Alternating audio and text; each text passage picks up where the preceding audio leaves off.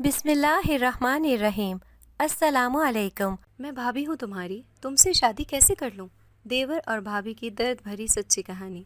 अरे अरे, तुम इस तरह बार बार मेरे पीछे क्यों आ रहे हो? जब तुमसे कहा है ना।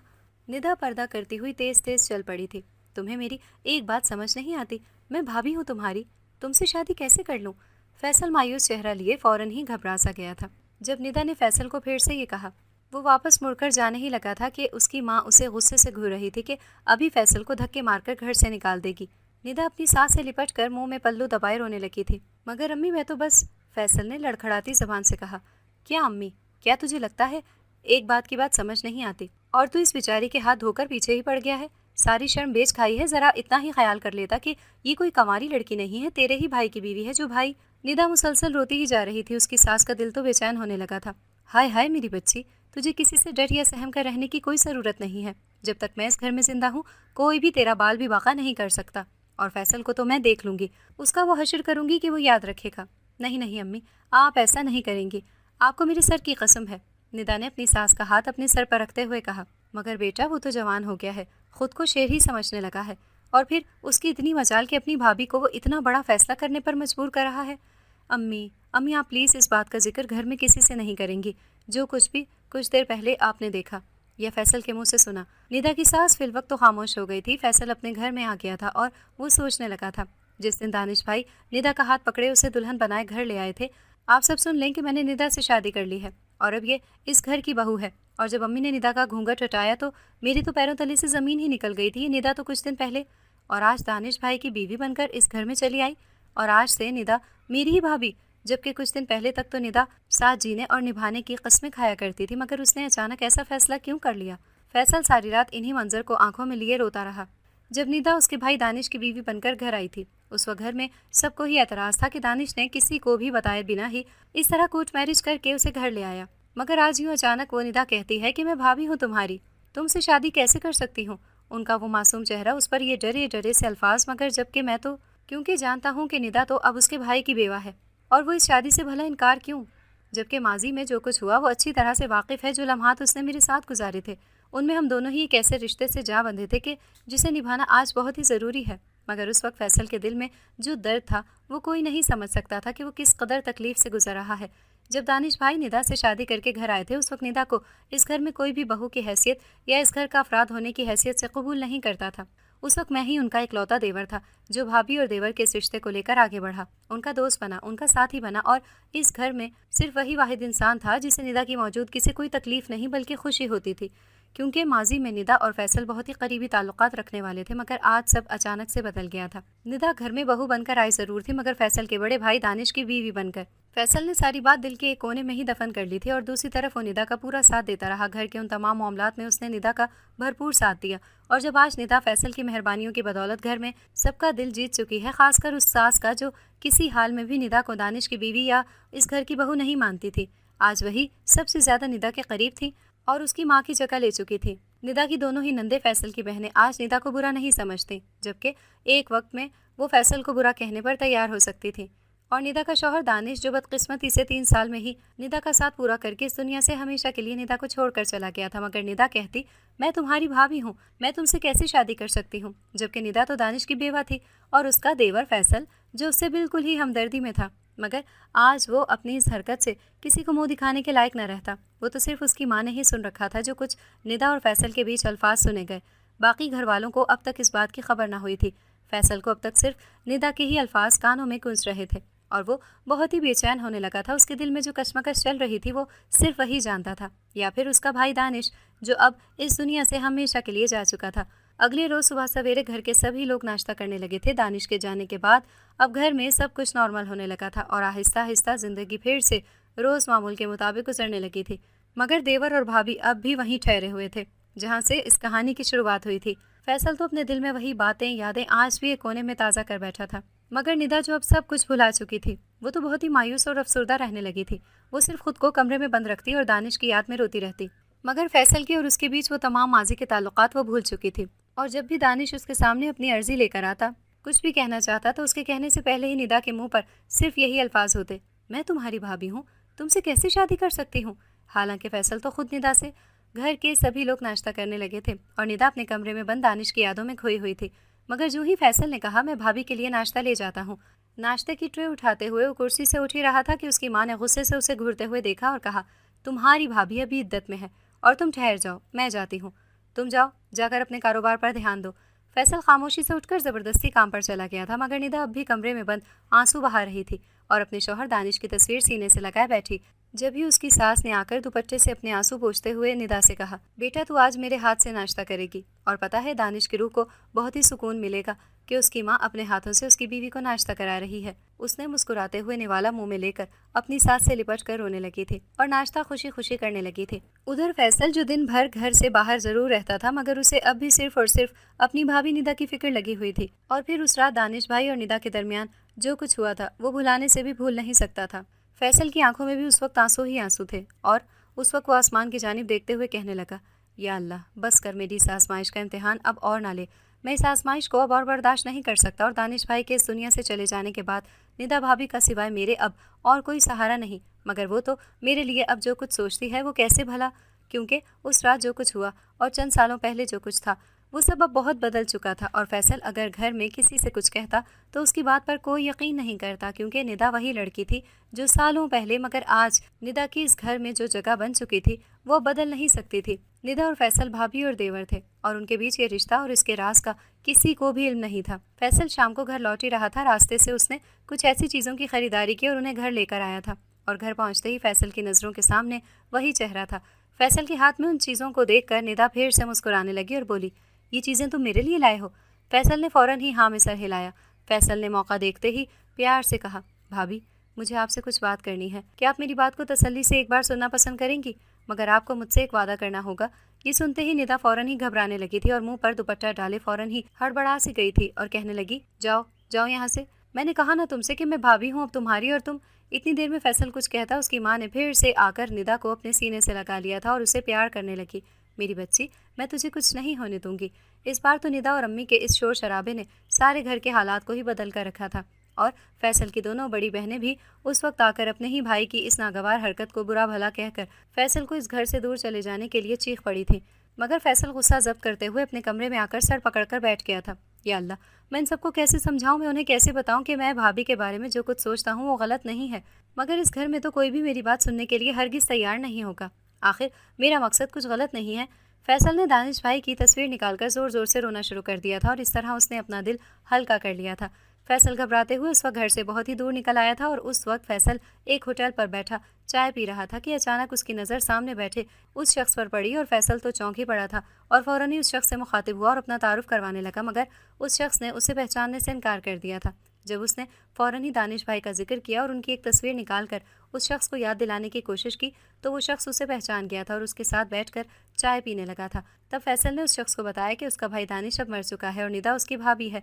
उस शख्स ने हैरानी से दानिश की मौत पर इजहार अफसोस किया और फैसल से निदा के बारे में बातचीत करने लगा था। फैसल उस शख्स से मिलने के बाद अब घर आ चुका था और सारी रात सोचता रहा कि आखिर वो कैसे अपने इस मकसद को पूरा करेगा, क्योंकि उस वक्त निदा भाभी का इस घर से बाहर जाना बिल्कुल भी मुमकिन नहीं है। मगर कुछ तो करना ही होगा और निदा को इस घर से बाहर निकालना ही होगा और ऐसा होने से ही मैं अपने मकसद को सरे राह तक ला सकूंगा, नहीं तो बहुत कुछ बदल जाएगा और बहुत ही देर हो जाएगी। उस वक्त फैसल ने अपनी माँ और दोनों बहनों से बात करनी चाहिए, मगर सब ने ही फैसल को गलत ठहरा कर उसे बुरा भला कहकर साफ कह दिया था कि वो लोग उसकी भाभी के साथ इस शर्मनाक हरकत पर उसकी शक्ल तक नहीं देखना चाहते। इसलिए उन लोगों ने उसे घर से जाने के लिए कह दिया था, मगर फैसल अपने सब्र पर कायल रहा और बर्दाश्त करते हुए उसने ठान ली थी कि आज रात ही मुझे अपनी भाभी निदा को घर से निकालना होगा और फ़ौरन ही मुझे उनके साथ आज रात ही ये सब करना होगा, फिर चाहे मुझे इसके लिए किसी भी मुसीबत को गले क्यों ना लगाना पड़ जाए।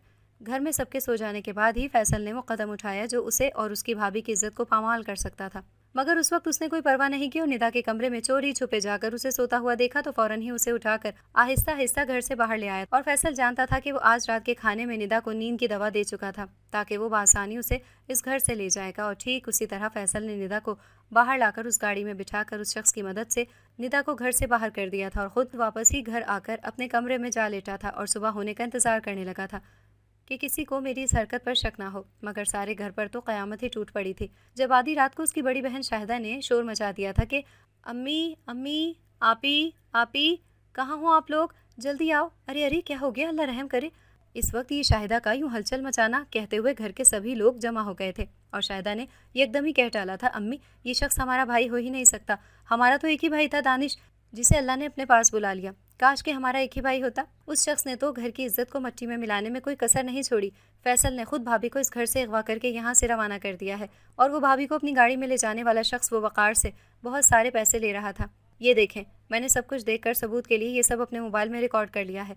इससे पहले फैसल कुछ कह पाता, मगर कुछ ही देर बाद फैसल की दूसरी बहन सफीना ने पुलिस को बुलाकर सारे ही मोहल्ले के सामने अपने ही भाई को जलील और रुस्वा करके उसे पुलिस के हवाले कर दिया था। और फिर पुलिस ने और घर वालों ने ये जानना चाहा कि निदा कहाँ है, वो उसे कहाँ भेज चुका है, मगर उसने कुछ नहीं बताया और ना ही किसी को खबर होने दी। निदा और उसके ताल्लुकात किस हद तक थे, यह अचानक इस तरह निदा को घर से गायब करने का मकसद उसने क्यों बनाया था। उसे जेल में 3 माह गुजर चुके थे और अब तक ना तो निदा का कोई अता पता मालूम था और ना ही फैसल ने अपनी जबान खोली थी। और पुलिस ने इस दौरान खूब जुल्म किया और फैसल को मार पीट कर करके उससे सच उगलवाना चाहा, मगर फैसल तो जबान का पक्का था, वो अपनी टस से मसना हुआ था। और फिर अचानक एक रोज़ घर के तमाम लोग बैठे न्यूज़ देख रहे थे, तभी अचानक न्यूज़ चैनल पर एक शोर दिखाया जा रहा था जिसमें आने वाला वो शख्स जिसे देखते ही शाहिदा बेहद घबराने लगी थी और उसके तो हाथ पैर ही फूलने लगे थे कि ये सामने बैठा शख्स तो जो आज मीडिया में इस शो के जरिए सामने ही इंटरव्यू दे रहा है, वो और कोई नहीं 3 से 4 माह पहले ही वो शख्स हमारे ही घर के पीछे गाड़ी में बैठा फैसल भाई से ढेरों रुपए लेकर भाभी को लेकर फरार हो गया था। मगर ये शख्स तो वो नहीं था जैसा मैंने सोचा था। और फिर फैसल भाई को, क्योंकि ये शख्स तो खुद ही एक बहुत बड़ा, शाहिदा ने रोते हुए लड़खड़ाती ज़बान से उस शख्स की तरफ उंगली से इशारा करते हुए कहा, अम्मी अम्मी, सफ़िया सफ़िया, ये वही शख्स है जो भाभी को अपने साथ ले गया था। मगर ये तो सफ़ीना और अम्मी एकदम ही कहने लगे थे और हम तीनों ही फ़ौरन सबसे पहले पुलिस स्टेशन जा पहुँचे थे और वहाँ जाकर हमने फैसल भाई से मिलने की इजाज़त तलब कर ली थी। और अम्मी ने तो फैसल को खूब बुरा भला कहा, खूब बातें सुनाई कि उसने हम सबको पहले ही इस बात से क्यों आगाह नहीं किया, जबकि वो अच्छे से जानता था कि वो निदा का देवर उसका अपना एक, और निदा और दानिश के बीच उस रात क्या हुआ था ये जानना चाहते थे। मगर फैसल उस वक्त नजरें झुकाए सबके सामने खड़ा कहने लगा, मुझे माफ़ करना, मैं दानिश भाई की कसम में बंधा हूँ और अपना मुंह नहीं खोल सकता, किसी को कुछ नहीं बता सकता और आप लोग इस वक्त घर चले जाएं। अब बहुत देर हो गई है और मुझे तावान के इल्ज़ाम में सज़ा होने दें।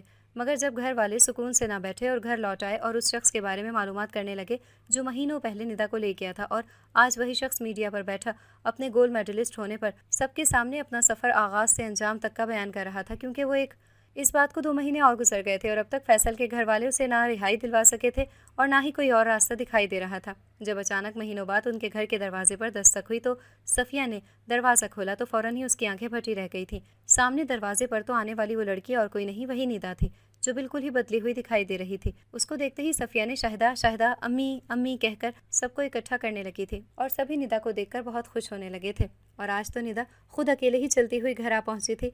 निदा की आंखें आज भी बेहद अफसुर्दा और मायूस दिखाई दी थी। शाहिदा, सफ़िया और उसकी सास उसे इतने अरसे बाद सही सलामत देखकर बहुत खुश होने लगी और कहने लगी, निदा ये सब कैसे और कब, और इतने अरसे तुम कहाँ थी, और फैसल ने तुम्हारे साथ जो कुछ। निदा ने मुस्कुराते हुए कहा, हाँ मैं ही बदकिस्मत हूँ जो मैंने अपने शौहर को भी खो दिया और साथ ही फैसल जैसे इंसान को, क्योंकि सालों पहले मेरे और फैसल के दरमियान वो ताल्लुक़ था जिसे आप जानेंगे तो हैरान ज़दा रह जाएंगे। निदा ने रोते हुए कहा, आज मैं आप सबको एक ऐसी लड़की की कहानी सुनाना चाहती हूँ जो बहुत ही खुशकिस्मत और दौलतमंद लड़की थी, जो फैसल के साथ उसके कॉलेज में पढ़ती थी और आहिस्ता आहिस्ता उन दोनों के दरमियान दोस्ती हो गई थी और दोनों ही साथ उठते बैठते खाते पीते और खूब मौज मस्ती करते थे। और फिर आहिस्ता आहिस्ता उनकी ये दोस्ती कब मोहब्बत में बदल गई कुछ पता ही नहीं चला और उस वक्त लड़कपन में दोनों ही एक दूसरे को चाहने लगे थे। फैसल और उस लड़की के दरमियान बहुत ही अच्छे और करीबी ताल्लुकात हो गए थे और फैसल तो उस लड़की को शादी के लिए सारे ही कॉलेज के सामने इजहार भी करने लगा था।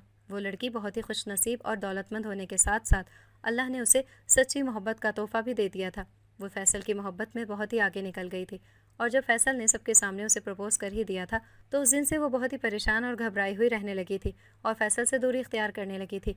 जब भी फैसल उससे बात करना चाहता वो बात काट कर वहाँ से भाग जाती थी। फैसल के दिल में उसे खोने का एक डर जो पैदा होने लगा था। दूसरी तरफ फैसल उसे किसी भी कीमत पर खोना नहीं चाहता था। फैसल ने ठान ली थी कि वो उस लड़की से अपने सारे सवालात के जवाबात जानकर ही रहेगा।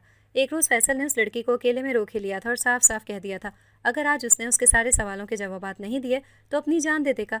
वो बहुत डर सी गई थी। फैसल ने कहा अगर वो उसे पसंद नहीं करती तो साफ कह दे, वो उसके रास्ते में आज के बाद फिर कभी नहीं आएगा, मगर अगर वो उसे पसंद करती है तो साफ कह दे वो उसे आज ही भगाकर शादी भी करने को तैयार है। जब उस लड़की ने फैसल का हाथ पकड़कर ज़बरदस्ती अपने घर लेकर आई और रोते हुए कहने लगी, हाँ मैं तुमसे शादी करना चाहती हूँ, हाँ, मैं भी तुमसे इतनी ही मोहब्बत करती हूँ, मगर इसका मेरे बगैर क्या होगा और कौन इसे अपनाएगा। माँ बाप के मरने के बाद उनकी सारी दौलत, पैसा, जायदाद सब हमारे ही नाम है, मगर आज तक उसके लिए जो भी रिश्तेदार आए उन सभी ने उससे नहीं बल्कि उसकी दौलत से लालच के लिए उसको अपनाना चाहा। और कौन है जो उससे बिना किसी लालच के इस हालत में भी उसे अपना सकेगा, क्योंकि उसकी ये हालत मुझसे नहीं देखी जाती और ये मेरे बगैर कैसे रह पाएगी। ये बहुत ही मासूम, और फैसल की आंखों में भी उसे देखकर आंसू आने लगे और फैसल और वो सामने उस व्हीलचेयर पर बैठी लड़की से मुखातिब हुए जो उस लड़की की बड़ी बहन थी और माजूर थी। फैसल ने कहा, मगर इसमें मेरा क्या कसूर है। वो मासूम सा चेहरा लिए उन दोनों की बातों को गौर से सुन रही थी और कुछ ही देर में कहने लगी, फैसल तुम इससे शादी करना चाहते हो तो कर लो, मुझे कोई एतराज़ नहीं है। यहाँ अकेले रह सकते हो, मेरे पास बहुत सारा पैसा है, बस तुम ये मेरी बहन का ख्याल रखना। फैसल उसकी व्हीलचेयर के करीब बैठकर उसके मासूम से चेहरे को आंखों में आंसू लिए उसे ही तक रहा था और फैसल के पास उस मासूम से सवालों के कोई जवाबात नहीं थे। फैसल खामोशी से उस लड़की से बिना जवाब लिए वहां से चल पड़ा था और दरवाजे तक ही पहुंचा था कि ठहरो फैसल, कहाँ जा रहे हो। फैसल ने नजरें उठाकर देखा तो सामने ही उसका भाई दानिश खड़ा था। फैसल दानिश को देखते ही हैरत अंगेज रह गया था कि वो इस वक्त यहाँ कैसे, मगर दानिश यहाँ किसी की ख्वाहिश को लेकर आया था। ये जानकर वो लड़की और फैसल दंगी रह गए थे। जब दानिश ने कहा कि मैं फैसल का बड़ा भाई दानिश अपने पूरे होशो हवास में इस लड़की से शादी करके इसे खुशी खुशी अपनाना चाहता हूँ और हाथ जोड़कर आपसे इल्तिजा करता हूँ। फैसल और वो लड़की हैरान थे कि भला ये सब वो क्या कह रहे थे। तब दानिश भाई ने कहा कि कॉलेज के दिनों में उन्होंने ही इस लड़की को धोखा दिया था और आज इसकी ये हालत उसी की वजह से है, मगर जब से मुझे एक पल के लिए सुकून नहीं मिल सका और अपनी गलती पर शर्मिंदा होकर मैंने इस लड़की को तलाश किया और आज ये किस्मत का कैसा अजीब खेल है, उसकी बहन को मेरे भाई के सामने कुदरत ने लाकर खड़ा कर दिया है। बस उसी रात हम चारों के बीच एक फैसला हुआ था और उसी रात दानिश ने उस लड़की से निकाह करके उसे अपनी बीवी बना लिया था और दानिश की मोहब्बत में वो लड़की आहिस्ता आहिस्ता ठीक होने लगी थी। और दूसरी तरफ दानिश ने वादा कर रखा था कि वो सही वक्त आने पर उस लड़की से फैसल की शादी भी करवा देगा और उसके लिए घर में सबका नॉर्मल होना बहुत ही ज़रूरी हो गया था, क्योंकि शादी के बाद उस लड़की को इस हालत में देखकर आप लोगों में से किसी ने भी कबूल नहीं किया था। और जब आहिस्ता आहिस्ता वो लड़की ठीक होने लगी और घर में भी उस लड़की की मौजूदगी से किसी को कोई नुकसान नहीं हुआ और तो और लोगों ने दानिश को वो इज्जत देनी शुरू कर दी थी। उस लड़की से शादी करके बहुत सवाब का काम किया है। तब दानिश के घर वालों ने आहिस्ता आहिस्ता उस लड़की को अपनी बहू के रूप में कबूल कर ही लिया था, मगर कुदरत ने भीड़ से एक और इम्तिहान फैसल की किस्मत में लिख दिया था और एक रोज़ फैसल और वो लड़की अपनी जल्दी मंगनी होने पर दानिश भाई को रजामंद करने लगे थे। जब भी दानिश ने घर में इस बात का तस्करा करने का सोच लिया था कि अब वक्त आ गया है कि इस राज को अब खोल देना होगा कि फैसल उस लड़की को पसंद करता है। और फिर फैसल जिस रात शहर से दूर गया हुआ था, उस रात वो लड़की दानिश के साथ ही गाड़ी में बैठी अपनी बहन से मिलने के लिए फैसल के घर आ रही थी कि तभी वो हादसा पेश आया कि किस्मत ने सब कुछ तहस नहस कर दिया था। उस रात दानिश और उस लड़की की गाड़ी के सामने एक बड़ा सा ट्रक आ टकराया था और वो दोनों ही एक एक्सीडेंट का शिकार हो गए थे और उसी वक्त दोनों को फौरन ही अस्पताल ले जाया गया था। मगर अफसोस, उस वक्त अस्पताल ले जाने से पहले ही वो लड़की दम तोड़ चुकी थी और दानिश अब तक होश में नहीं आया था। घर वालों को वो हादसा फौरन ही याद आ गया था। जब दानिश भाई का एक्सीडेंट हुआ था उस रात, जब ये खबर फैसल तक पहुंची तो बहुत ही देर हो चुकी थी। फैसल जब यहाँ पहुंचा तो वो लड़की उसे छोड़कर बहुत ही दूर जा चुकी थी और दूसरी जानिब जब दानिश को होश आने लगा तो उसने सबसे पहले ही फैसल से मिलने की ख्वाहिश जाहिर की और उसी रात फैसल खुद को संभालते हुए हिम्मत करके अपने भाई से मिलने फ़ौरन ही दौड़ पड़ा। जब फैसल ने दानिश से पहला सवाल किया कि मुझे माफ़ करना, मैं तुम्हारी अमानत की हिफाजत नहीं कर सका, मगर तुम एक वादा करो, तुम मेरी इस अमानत की हिफाजत करोगे और इसका इलाज मुकम्मल करवाओगे और उसे जल्दी ठीक होने दोगे, फिर चाहे कोई भी मुश्किलात क्यों ना आन पड़े। बस ये कहते हुए दानिश भाई की सांसें भी जा थमी थी और वो हम सबको छोड़कर बहुत दूर चले गए थे। मगर एक तरफ हानिया, जिसे फैसल बहुत ही पसंद करता था और शादी करना चाहता था, वो इस दुनिया से जा चुकी थी और दूसरी तरफ मेरा शौहर दानिश, फैसल का भाई, हमेशा के लिए मेरी जिम्मेदारी, मेरे इलाज की जिम्मेदारी फैसल को देकर, इस डॉक्टर के कार्ड फैसल के हाथ में देकर दम तोड़ चुका था। और उसी रोज़ से फैसल ने अपने भाई की बीवी की जिम्मेदारी पूरी करने के लिए उसकी सिर्फ और सिर्फ मदद की। मगर दानिश की मौत के बाद मेरी दिमागी हालत फिर से वही हो गई थी जो उस वक्त थी जब मैं माजूर थी और जब उस घर में दानिश मुझे लाए और अपनी मोहब्बत से बदलना चाहा, मेरा इलाज शुरू करवाया तो काफ़ी हद तक मैं ठीक होने लगी थी। मगर दानिश की मौत के बाद इस सदमे से मैं फिर से माजूरी में मुब्तला, दिमागी तवाज़ुन ठीक ना होने की वजह से सब कुछ भूल बैठी थी और फैसल को मैं गलत समझती रही, क्योंकि अपनी बहन और उसके बीच की वो शादी से मुतालिक बातों ने मेरे दिमाग में सब कुछ बिगाड़ दिया था। और मैं ये तसव्वुर करने लगी कि मैं तो भाभी हूँ फैसल की, वो कैसे मेरे से शादी कर सकता है। हालांकि उसका मकसद सिर्फ मुझे इस घर से निकाल कर उस अस्पताल तक पहुँचाना था जहाँ दानिश मेरा इलाज करवा रहे थे। और जब फैसल ने ये सब आप लोगों को बताना चाहा तो उस वक्त आप लोग मेरी इस अजीबो गरीब हरकत से फैसल को गलत समझने पर मजबूर हो गए और उसकी एक ना सुनी। तब फैसल की मुलाकात चाय के होटल पर उस डॉक्टर से हुई और फैसल ने उसे पहचान लिया था और फिर उसने उसकी मदद लेकर मुझे उस रात घर से बाहर निकाला और अस्पताल मुंतकिल कर दिया था। और शाहिदा को अब याद आया था कि उस रात फैसल भाई जब ही वो ढेरों रुपए उस डॉक्टर को दे रहे थे जो भाभी के इलाज के लिए थे, और वो डॉक्टर जब मीडिया पर अपना तारुफ करवाते हुए शाहिदा को नजर आया तो शाहिदा ने उसे पहचान लिया था और फौरन ही फैसल को बेकसूर मानकर सच जानने के लिए जेल पहुंचे। मगर आज की कहानी निदा अपने मुंह से बताते हुए कबूल कर रही थी। वही हानिया की बड़ी माजूर और दिमागी मरीज़ा बहन निदा थी, जो दानिश की बेवा और फैसल की भाभी बन चुकी थी। और फैसल जो सिर्फ और सिर्फ हानिया से मोहब्बत करता था और अपनी भाभी की जान बचाने के लिए अपने भाई का आखिरी वादा पूरा करना चाहता था। मगर किस्मत ने आज दानिश को निदा से और हानिया को फैसल से बहुत ही दूर कर दिया था। आज निदा फैसल की मदद से बिल्कुल ही ठीक होकर अपने पैरों पर चलती हुई, दिमागी हालत बिल्कुल ठीक होते हुए वापस ही लौट आई थी और फैसल को जल्दी रिहा करवाने के लिए रजामंद हो गई थी। अगर आपको हमारी आज की कहानी पसंद आई है तो इसे लाइक करें, शेयर करें और चैनल को सब्सक्राइब करना मत भूलिएगा, ताकि आपको हर नई आने वाली वीडियो का नोटिफिकेशन बर वक्त मिलता रहे।